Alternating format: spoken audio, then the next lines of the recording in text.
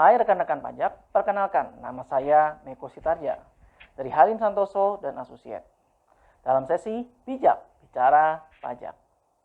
Topik kita kali ini kita membahas mengenai program pengungkapan sukarela, di mana didukung oleh Undang-Undang Nomor 7 Tahun 2021 tentang Harmonisasi Peraturan Perpajakan dan juga Peraturan Menteri Keuangan Nomor 196 garing PMK.03 garing 2021 tentang tata cara pelaksanaan program pengungkapan sukarela.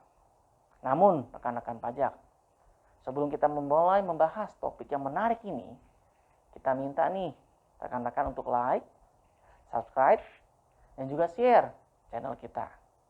Sekarang kita mulai nih topik kita pada kali ini, yaitu bahas mengenai apa sih perbedaan program pengungkapan sukarela dan tax amnesty yang tahun 2016.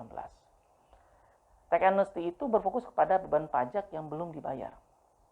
Artinya apa? Ada pengampunan terhadap beban pajak yang menjadi tanggung jawab daripada wajib pajak. Tetapi untuk program pengungkapan sukarela itu berfokus kepada harta yang belum diungkap. Jadi ini mengacu kepada asas itikat baik. Berikutnya lagi adalah mengenai jumlah daripada periode kebijakan.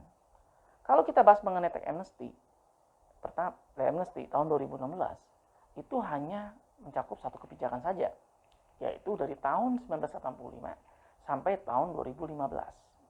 Kurang lebih 20 tahun. Tetapi dalam program pengungkapan sukarela, dia mencakup dua kebijakan. Kebijakan pertama itu sama seperti tax amnesty, yaitu apa? Dari tahun 1985 sampai tahun 2015. Tetapi untuk kebijakan kedua itu terkait mengenai dari tahun 2016 sampai tahun 2020. Nah, ini bedanya. Nah, ketika kita bahas mengenai program pengungkapan sukarela, kita terkait dengan dua hal, yaitu adalah repatriasi dan juga diinvestasi. Tax amnesty memberikan dua pilihan. Pertama adalah Anda melakukan repatriasi atau pengalihan dan diinvestasikan kembali. Pilihan kedua adalah Anda hanya mendeklarasi. Jadi program pengungkapan sukarela itu memberikan tiga pilihan. Apakah Anda hanya mendeklarasi harta Anda baik itu di luar negeri maupun di dalam negeri, atau Anda mendeklarasi dan Anda merepatriasi atau pengalihan harta dari luar ataupun dalam negeri. Ketiga, Anda mendeklarasi, Anda merepatriasi, dan juga Anda menginvestasikan kembali di negara kita Indonesia. Terkait investasi, di dalam program pengungkapan sukarela, undang-undang hanya membatasi kepada dua hal, yaitu adalah investasi pada kegiatan usaha, sektor pengolahan sumber daya alam, atau sektor energi terbarukan di dalam negeri tentunya. Melalui apa? Anda melalui IPO atau melalui right issue.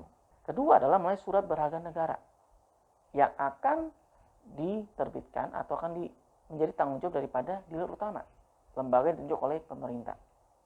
Tetapi kita bicara mengenai tax amnesty 2016, ini lebih luas, di mana bentuk investasi lainnya yang sah sesuai dengan ketentuan perundang-undangan itu bisa. Jadi ternyata di program pengungkapan sukarela investasinya jauh lebih sempit. Oke, saya tidak masalah. Berapa lama sih? Nah, kalau tax amnesty itu 2016 tuh cuma 3 tahun. Tetapi program pengungkapan sukarela membutuhkan waktu 5 tahun. Jadi kalau Anda berbagian atau berpartisipasi dalam program pengungkapan sukarela tahun 2022, berarti selesai investasi itu masanya adalah sampai 2027. Terkait mengenai investasi, Anda tidak bisa, saya investasi, harus ada pelaporannya loh, teman-teman. Di tax amnesty 2016, Anda harus melapor kepada menteri. Tetapi di program pengungkapan sukarela, Anda harus lapor kepada Direktur Jenderal Pajak melalui halaman website daripada Direktorat Jenderal Pajak. Pada saat Anda berbagian atau berpartisipasi, Anda mungkin nanya, berapa sih? Jumlahnya seperti apa sih yang saya harus laporkan atau yang kena denda daripada jumlah program pengungkapan sukarela? Di tax amnesty ini, ya kan, itu ada dua. Satu adalah kalau Anda wajib pajak badan, Anda bisa mengakui atau diakui 75% dari utang, ya kan? Dari nilai harta tambahan. Tetapi untuk wajib pajak orang pribadi itu 50% dari nilai harta tambahan. Tetapi di program pengungkapan sukarela, hal itu bisa asalkan Anda adalah peserta tax amnesty 2016. Jadi masih berlaku buat Anda. Tetapi kalau misalnya Anda belum pernah berpartisipasi, Anda masuk kebijakan kedua, yaitu 2016 sampai 2020. Dan harta besi itu sama dengan harta bruto dikurang dengan total hutang. Jadi sedikit berbeda nih pelakuannya kalau Anda ambil kebijakan 2 di dalam program pengungkapan sukarela. Tarifnya berapa sih? Ya kan? Nah, ini semua tergantung kepada indikatornya. Kalau di tax amnesty 2016, indikatornya adalah waktu pelaporan. Semakin cepat Anda melaporkan, semakin rendah persentase yang Anda harus bayar untuk denda. Dan juga asal peralihan dari harta besi. Apakah itu dari luar negeri atau dalam negeri itu diperhatikan. Ternyata terkait indikator kedua ini, asal peralihan harta besi itu juga dipakai oleh sebagai indikator dalam program pengungkapan sukarela. Tetapi indikator lainnya adalah motivasi Anda melakukan namanya investasi kembali dan juga repatriasi. Jadi kalau misalnya Anda mendeklarasi, Anda juga merepatriasi atau peralihan, Anda juga investasi sesuai dengan pilihan investasi yang diatur oleh undang-undang, maka persentase denda yang harus dibayar itu jauh lebih kecil. Oke, saya mau nih, saya mau berbagian. Nah, di tax amnesty, Anda bisa bayar kepada namanya bank persepsi. Tetapi dalam program pengungkapan sukarela, pilihannya lebih banyak, teman-teman. Bank persepsi bisa, pos persepsi bisa, atau lembaga persepsi lainnya yang ditunjuk oleh pemerintah. Setelah Anda ikut semua, Anda melaporkan, Anda berpartisipasi, apa sih pengesahannya? Pengesahannya kalau di tax amnesty 2016 disebut adalah surat keterangan pengampunan pajak. Tetapi dalam program pengungkapan sukarela itu disebut dengan surat keterangan pemberitahuan pengungkapan harta atau SPPH.